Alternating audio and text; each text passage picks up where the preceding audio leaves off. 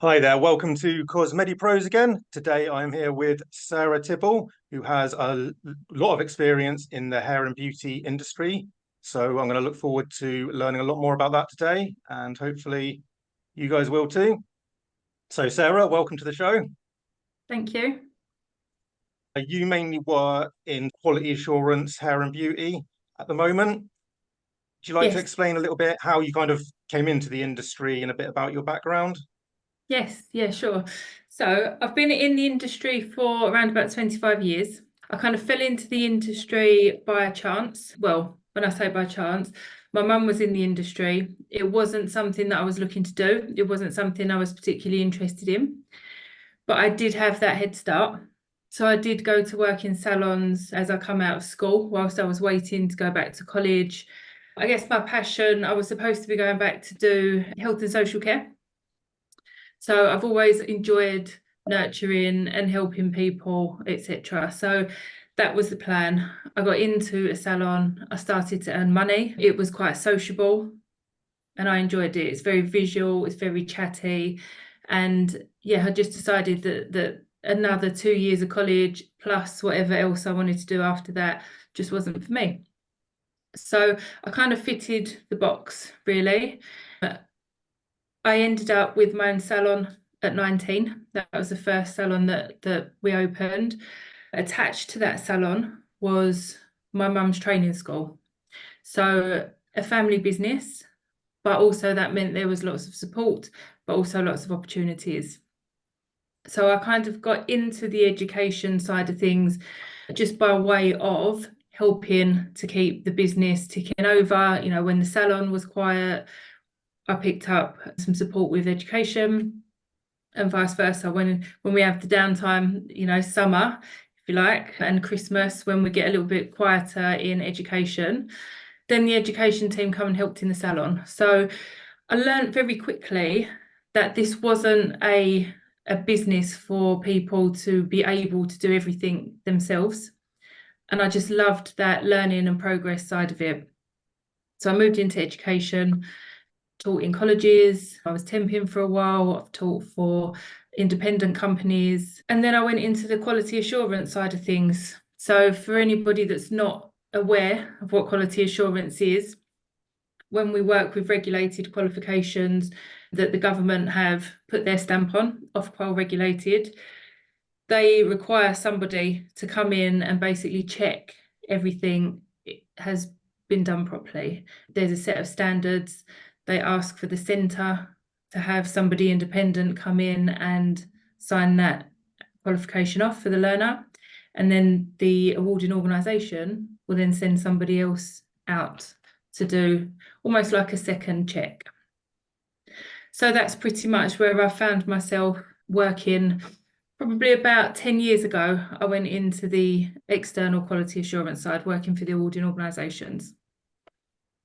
So fast forward, I've got my own academy now. We are a hair, beauty and aesthetics academy. We teach from level 2 up to level 5 at the moment, with the level 7 kind of hovering on the horizon. And then I'm also an EQA and an IQA in my spare time. I work with a government funded company. I'm head of division for their hair, beauty and aesthetics team as well. So I really get in the mix of lots of different things, all based around education. So yeah, I've kind of got different hats on different days, but they all link. They're all around hair and beauty and aesthetics education and the quality assurance of those programs. That's a really strong portfolio you've got there, and a broad experience. It's quite good speaking to someone who's got that broader education background, particularly like with the Ofqual, just for, again, for some people who maybe don't know, because I know people who haven't got the education go and get sort of trained as trainers. How long roughly does it take, like someone like if a clinic or a salon, they want it to become an Ofqual regulated trainer? What sort of time period are they looking at to sort of get that government stamp? So, depending on if you're talking somebody that's never had any kind of accreditation with an awarding organisation, you are probably safe to bet around about 3 months to get their policies and everything together to actually get the centre, which is the site that you're working from, to get that stamp of approval, that's assuming that all of your team is in place. So you have to have team members that have got regulated teaching qualifications.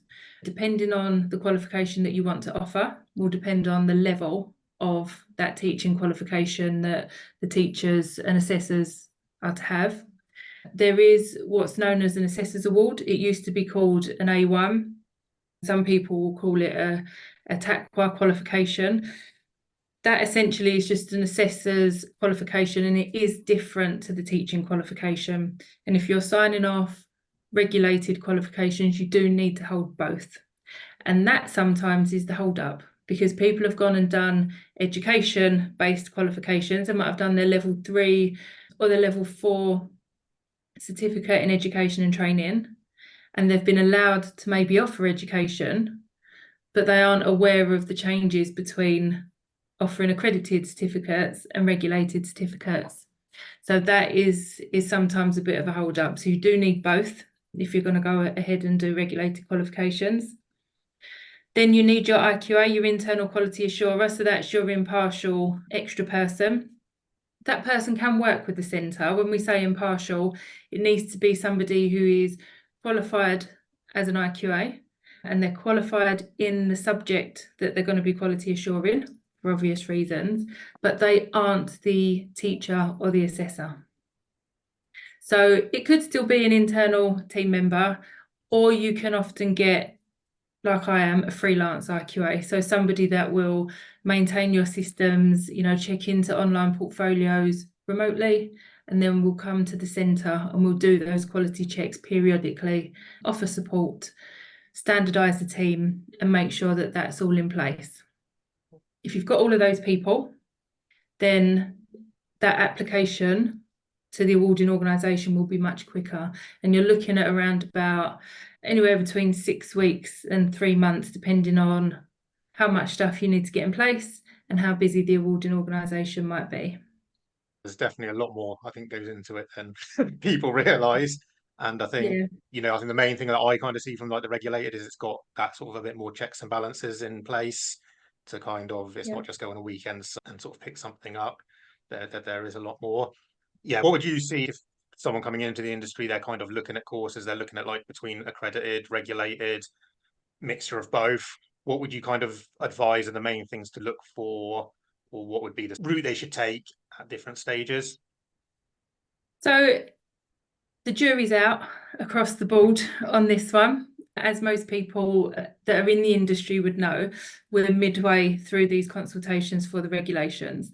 The regulations based around aesthetic treatments will impact training providers, of course. And, we know these regulations are coming. The consultation is around how we move forwards. So my advice is always going to be, make sure you get those regulated qualifications. Now, the issue that we're seeing very often when we're going out to centres is that the people that are going to do these qualifications maybe have taken a fast route into the treatments that they're doing at the moment. So they maybe have done a basic anatomy and physiology course, and that's allowed them to get onto a more advanced course. That's fine. And I don't think there's anybody out there that are actually saying that people that have got these shorter courses, if you like, 1 day, 3-day courses, aren't necessarily able to perform the treatment. But when it comes to the regulation, in some cases, the awarding organisations aren't actually able to specify themselves what they want as an entry route. That can sometimes come from Ofqual, because to maintain the integrity of a level 4 or a level 5 qualification, you very often need to have lower level qualifications to enter, and those qualifications need to be regulated as well. So we're now starting to see people having to go back and do level 3 qualifications that are regulated to lead them onto level 4, that then leads them into level 5 and on to level 7. So you can't skip those channels anymore. So the advice would always be, where possible, start from the beginning, even perhaps a level 2, because your basic basic skincare advice and product knowledge is in that level 2 criteria. If you really don't want to take that route, if you feel that that isn't of much benefit to you, again, at least go with a level 3 that includes some facial skincare treatments. We are seeing some awarding organisations now that aren't accepting learners onto level 4 with just a level 3 AMP.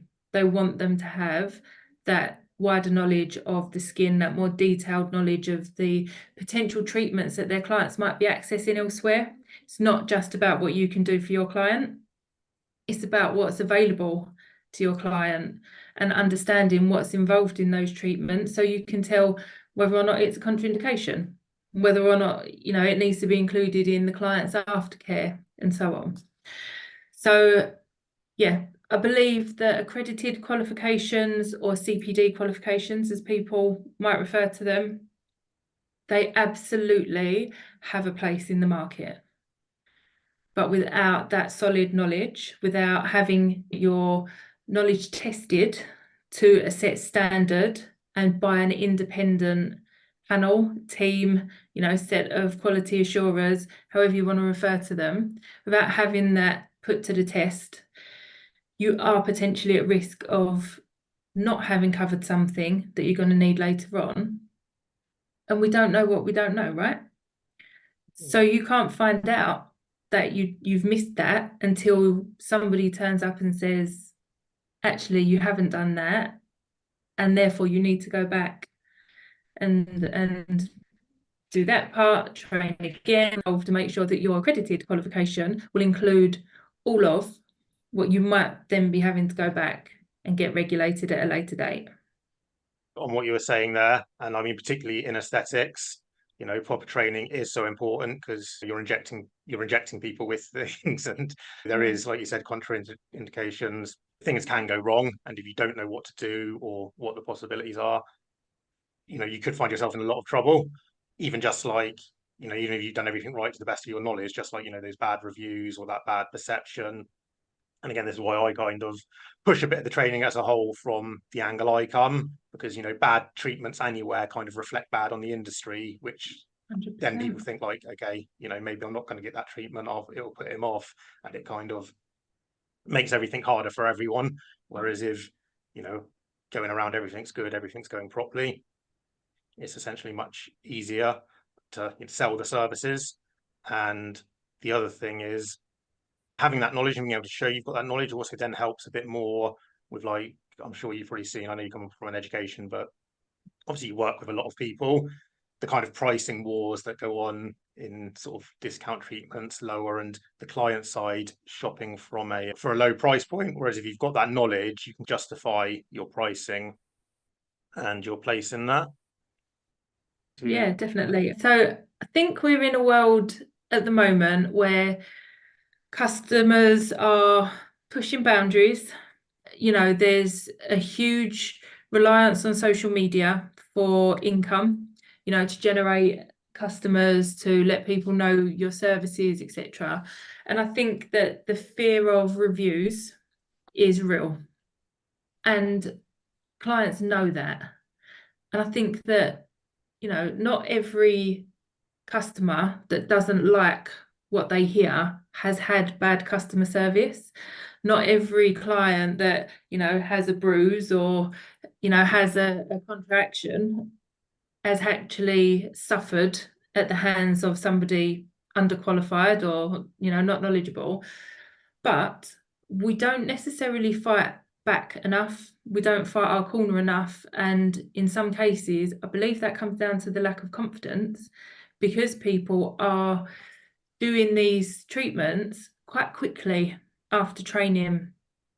So again, it's not so much saying that regulated qualifications are necessarily better, because the content is very often the same.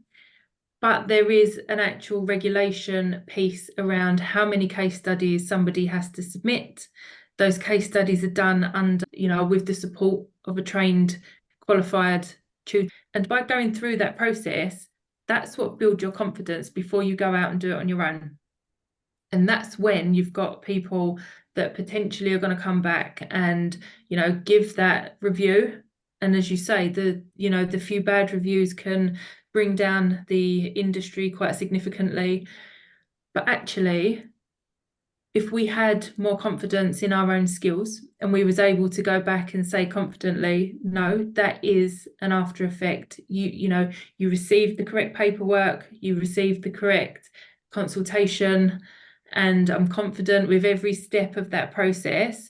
And that is just an after effect that anybody could have got, or that is a standard part of the downtime. We would find that people would be less likely to try and pick off those practitioners that they think they can get a free treatment from, or they think they can get the money back from, so that that person doesn't get a bad review. And again, with the reviews as well, answering a bad review well can have the opposite effect, because if people go through and read it, but they can see it's sort of well answered on, certainly on the local scale for that personal business, it can actually work in your favor. Yeah. You work with quite a few businesses, I think kind of 20 plus actively. Yeah. What's the main sort of makeup of that? I know you kind of do hair, aesthetics. Is it kind of more the ones focusing on obviously training with the nature for what you do? Yes. So I don't tend to get too involved with other organisations unless they're offering some kind of education at the moment, because in terms of salons and stuff like that, I don't feel that I get enough time in clinic anymore to be able to kind of help people scale their business in terms of growth. From an education perspective, I can help. It's more a case of, what we look for is the trends in your area, the trends in the industry, the strong points of your team, and we capitalize on those and we focus on those so that the quality is there all the way through. I work with lots of different size organizations. As I said, my own academy is a small independent academy. The company that I work with for my kind of 9 to 5, if you like, they are an ESFA funded company, and we have 6 sites with those. We had 8 sites, but we've again looked at the quality, gone back, made changes, made improvements where we need it, and made sure that everything is right and is compliant, and that each and every learner gets the right quality of education when they come through our doors. With the other centres, it could be simply me checking in on, a timetable to make sure that they're working to standard, that they've got support. It could be that we're working with them, setting them up as an academy. So everything from their teacher training, providing their policies and templates for their paperwork, setting out a framework for that paperwork to work to, so that we know that they've got the right documents in the right place at the right time, and supporting them with those quality checks ahead of their approval visits and up until their external quality assurer comes in to do those checks. We do still work with people past that, but that seems to be the focus at the moment. We have seen an increase in the amount of academies, if you like, salons, clinics that have turned into academies, offering aesthetics qualifications. I would say the majority of qualifications that we're covering at the moment are higher level beauty and aesthetics. Part of the thing you like about Ofqual is before they go into practice, they're getting more experience than they would through other routes, which is obviously very good when you're working in quite artistic and practical and sort of not medical, but semi-medical, working on people. A lot of people come in maybe slightly quick to training from becoming whichever, whether it's in pigmentation, PMU. Yeah, there's quite a few who I sort of seen not long been qualified themselves, and then they're sort of running a course. So I think sometimes they find out it's easier to sell the courses than it is to sell some of the treatments. So yeah, I don't know, as someone heavily in education, what would like your thoughts around that be? So when you come in to do a basic teacher training course. You've got your level 3 education and training, and most of those courses are online. You can do those in however quick time you've got, depending on how much spare time you have to get through the content. You take part in a micro teach. When we say micro teach, it is micro, as in it's anywhere between 15 minutes and an hour that you are expected to showcase your teaching skills. When you look at the implications of somebody not covering everything that they need to cover, or somebody not structuring a course correctly, when you're looking at any level, but in particular higher level courses, that makes me nervous. The requirement for teaching a level 5 and above qualification is a level 5 diploma in education, which does come with the requirement for you to teach for 100 hours alongside your teaching qualification. So whilst you're learning about education, you have to be delivering education for at least 100 hours. You're observed teaching at least 8 times. You are expected to be following learners through a program, as opposed to teaching them for a couple of sessions and then moving on to more learners. The qualification is aimed at you finding your learners, evaluating what they need, being able to adapt your teaching methods to suit those learners, and carrying them through a course where they progress in themselves as well as the content. And that really, if we look at what we would want from an educator, we wouldn't want anything less. So it's a big commitment, because of course with the extra time is going to come extra money. But ultimately, as you say, what we're facing at the moment is people that haven't necessarily ever gone through any kind of regulation. And when I say this, I'm not just talking about qualifications. It could be that you're in an area where, you know, you're not required to hold a license to be able to practice. So you've never been through any form of regulation. You've done an online teaching course. You've done a 2 or 3 day accredited course. Putting that knowledge to somebody else, it isn't enough.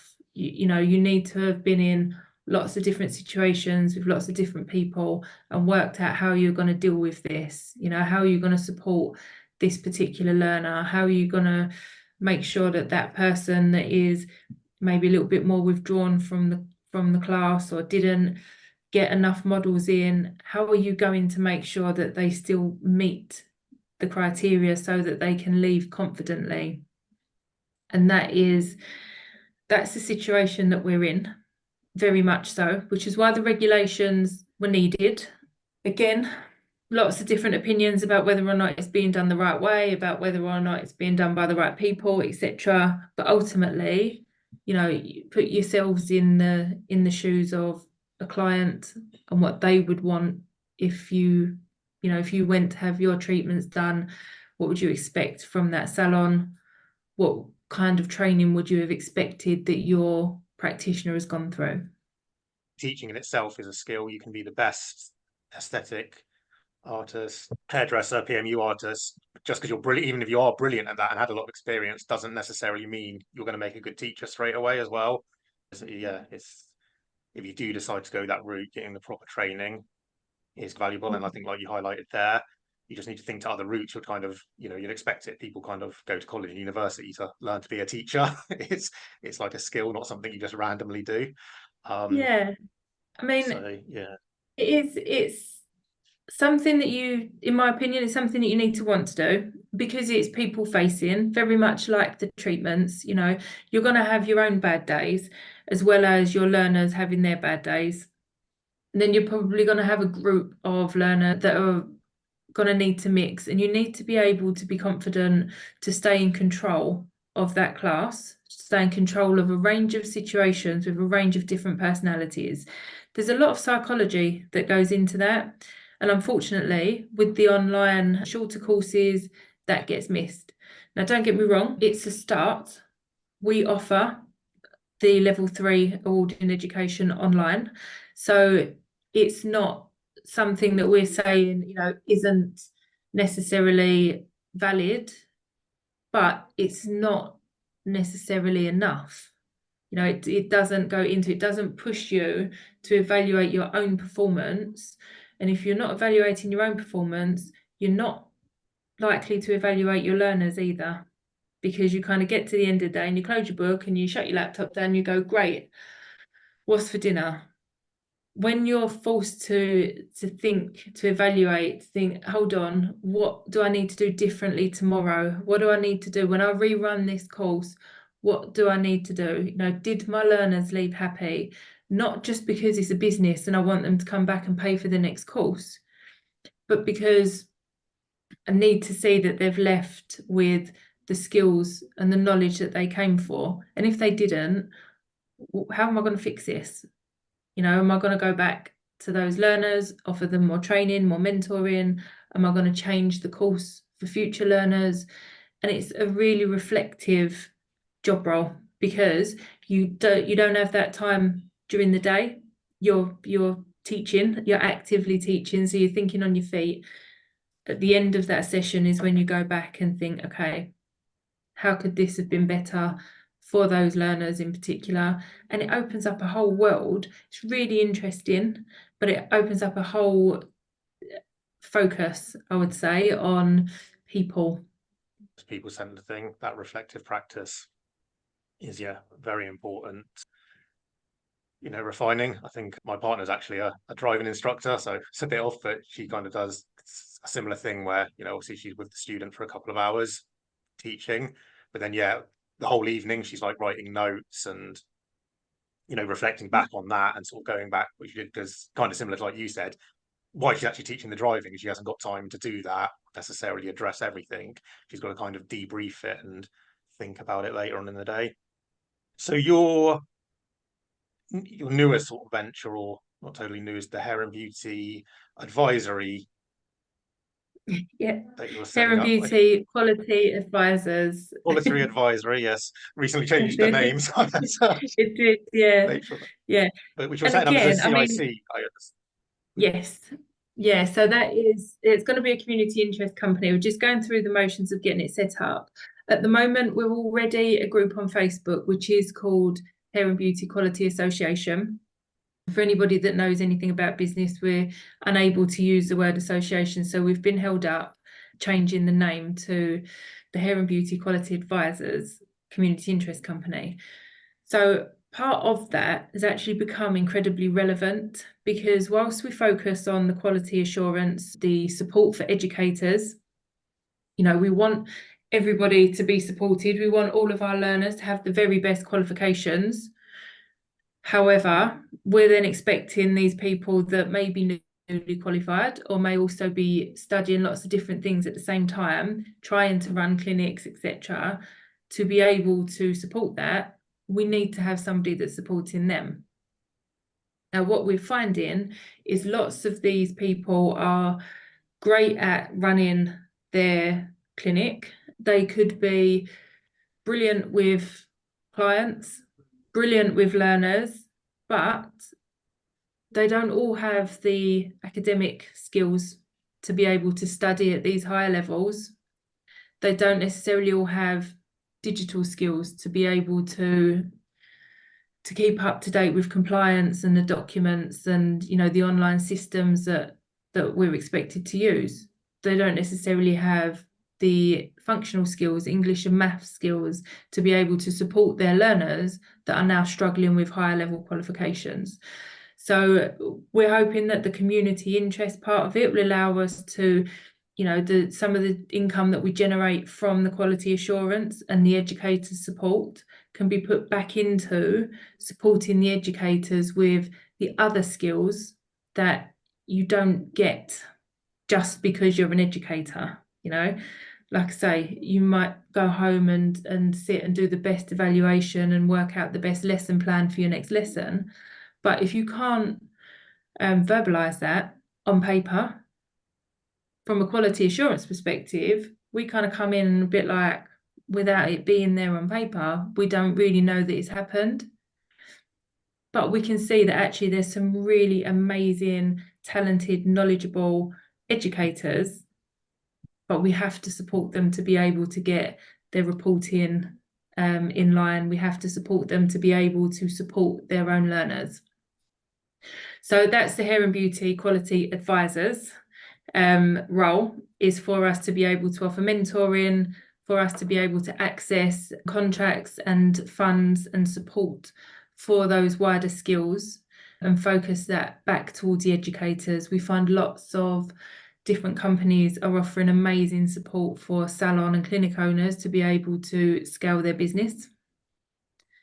But the educators are kind of moving into that role and then finding themselves a little bit out in the open, not necessarily wanting to ask each other for support, or, you know, there's a vulnerability in approaching another educator that might have an academy offering the same qualification as you and saying, how do I do this?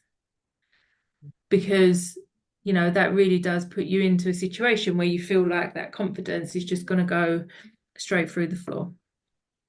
So yeah, that's our new project. Yeah, very excited. I think that's going to grow. So that's mainly, so the Facebook group's the main hub of that at the moment. Is that where you've got? At the moment. So we've got our website, we just haven't got anything on it. We've got a holding page on it, but on the website is going to be access to our mentoring program. So there will be some platforms where you can get access to, where we'll be having meetings, podcasts and interviews with education-based individuals, business-based individuals, as well as industry-based.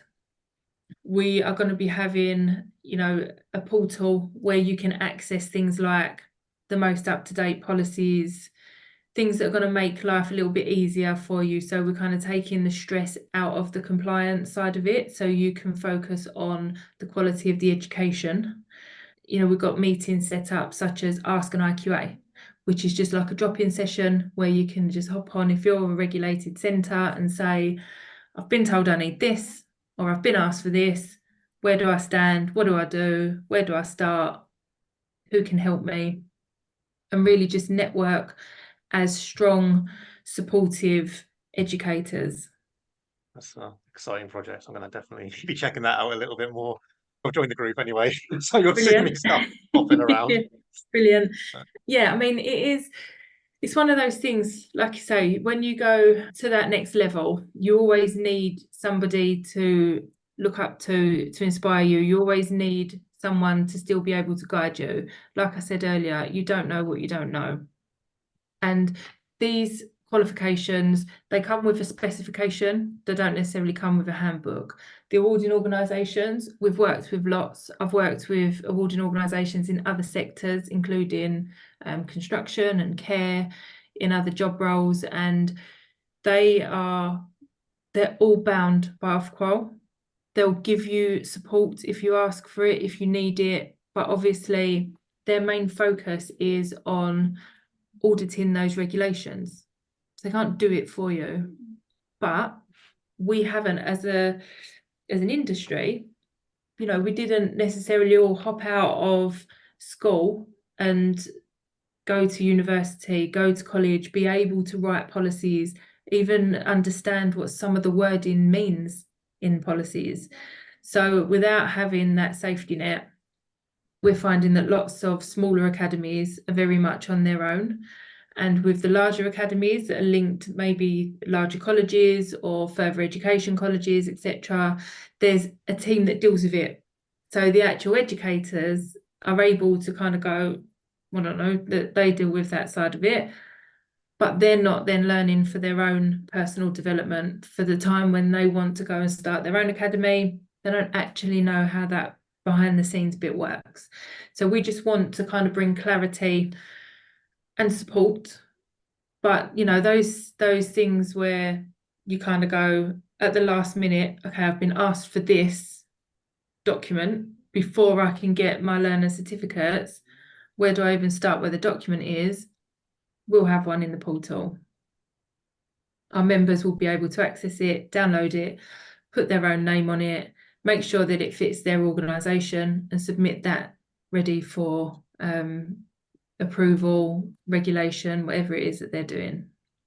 That's going to be a great resource, actually, because yeah, paperwork stuff. I think, like you said there as well, sometimes it's even understanding them. Sometimes I think, like, yeah, government paperwork as well, particularly, has a certain way of being written, which isn't necessarily how you'd say or interpret things, just like when we're sort of common speaking. So yeah, just having that to point out, and then also from an administrative side, particular things normally have a very particular meaning. Having an understanding of Yeah, them or making sure you're not interpreting that wrong is yeah, going to be valuable. So again, yeah. just coming back to you a little bit now, you've sort of seen the growth there. I think you are an award-winning educator. I think was it the professional Yeah. 2023 at the Yeah, so SOS I Awards? didn't win that one. We had a couple of awards last year for the academy, which was great. Academy. Our apprentice got Apprentice of the Year for the East of England. But yes, I was finalist for the Professional Beauty Awards last year, which is quite an exclusive one. Whilst we were on the awards, this is something that I probably haven't dropped into previously, but you might have seen on the internet. My own academy is sponsoring the SOS Beauty Awards this year. And we chose to sponsor Influential Person of the Year category. And it's quite simply, it's just all based around this needing to have role models, needing to have people that offer that support, that, don't kind of take that information, put it in their pocket, use it as much as they possibly can, but they're willing to share that information and make sure that, the best happens for the industry and for the learners and for the clients, rather than just for personal financial gain. I mean, we accept, we're all here in business because we're trying to earn money, but having those people in the industry that are working towards something bigger is what keeps us growing. It's what keeps the opportunities coming for people to be able to join us in the industry or to grow their own business.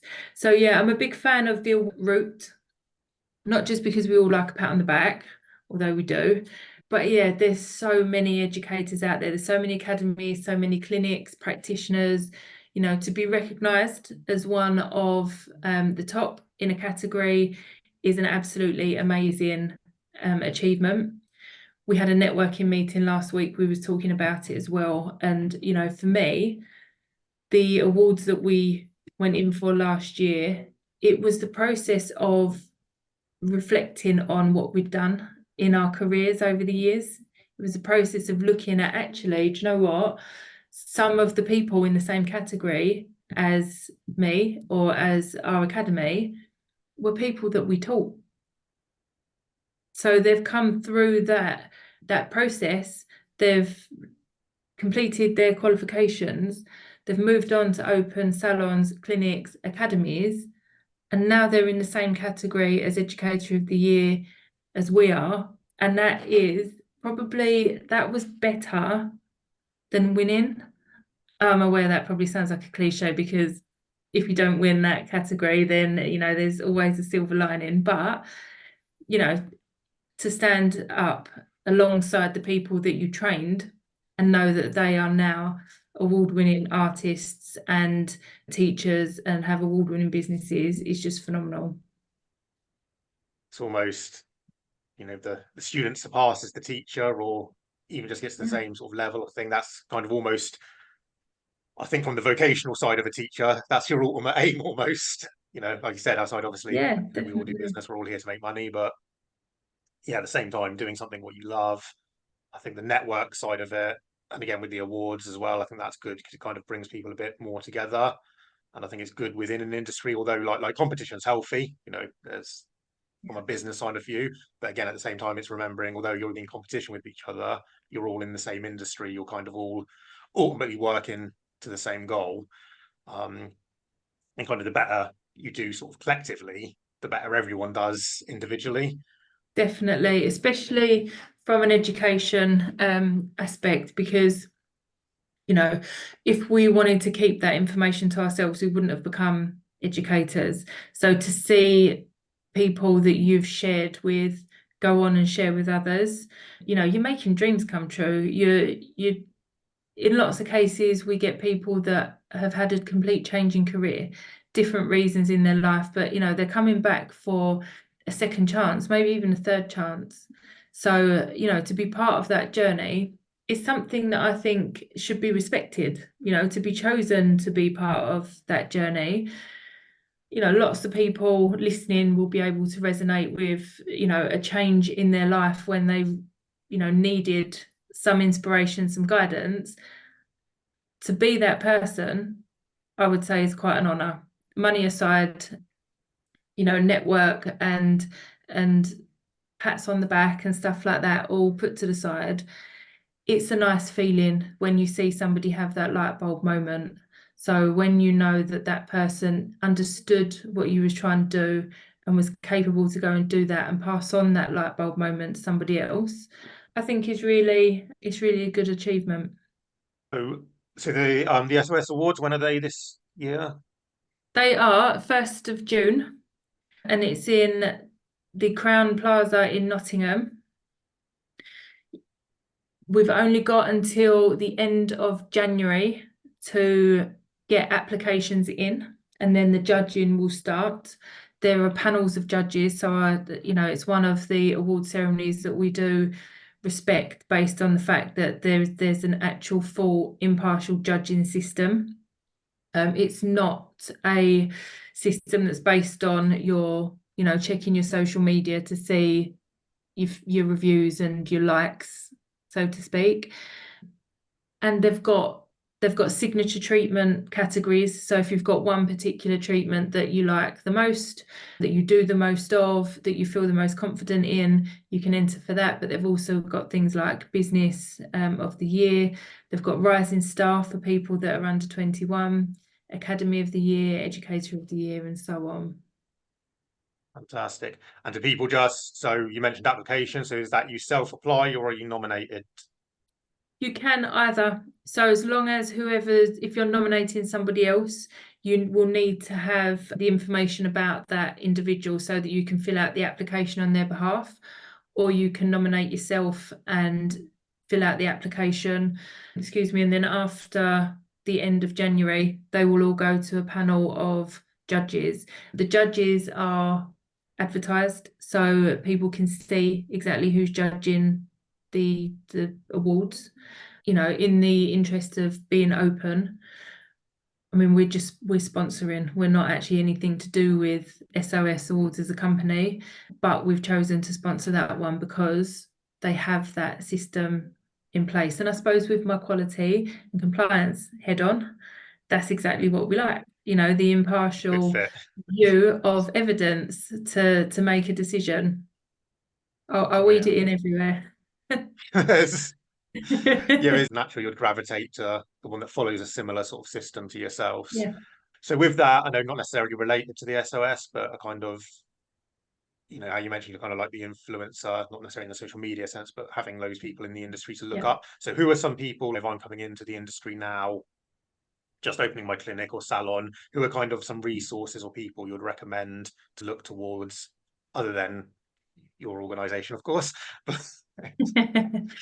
I think it's so vast. I wouldn't want to put names on certain things. Like, what I would say is, if you've got, think of why you've got into this industry. If it's because you've had maybe something done and it's made you feel a certain way, and that's been a positive experience for you, and you want to create that for somebody else, then the people that you want to be following are the people that have done your own treatments, because they've not just treated your face or your body or your skin. They've actually had an impact on you as a person. I think if you've been in the industry for a while, you would tend to gravitate towards people that have particular techniques that you like. I think it's not just about the people being current on social media. I think it's about finding somebody that you think will answer your questions, that would share and that would support ongoing. And it's not just about, who's got the highest number of followers, but who's got the most relevant information to give. And you tend to find that people people give this information when they feel it's relevant to the industry. There's lots of groups out there that are free that you can join on social media. There's mentoring groups and stuff like that. It's not always, people aren't always out there just charging money for this information, and they are often the ones that have got the most to share. So do, utilize all of your resources, but always go back to what you like in terms of techniques, what you gravitate towards, and then try and connect with those people. And if you've got a connection, they're the people that you're going to be looking up to, inspired by, and following. Is there anything else today you'd have either for like people getting into education or clinics opening, just a thing that you'd like to share today, or insights that we maybe haven't touched on? Yeah, I think in all cases, research. Even if you're not the most academic, if you struggle with reading books, don't read books, listen to podcasts. If you're a visual person, then do go on social media. I know I've said it's not all about social media throughout the conversation, but it's definitely an influence, it's definitely an impacting factor. There's so many different outlets for this information. Research. I can't tell you how many times I see people going on to groups on social media and on forums and saying, guys, what's happening with these regulations? Have a Google, have a look, find out. If you struggle with reading, listen, do get a document and do read aloud on your phone and stuff like that.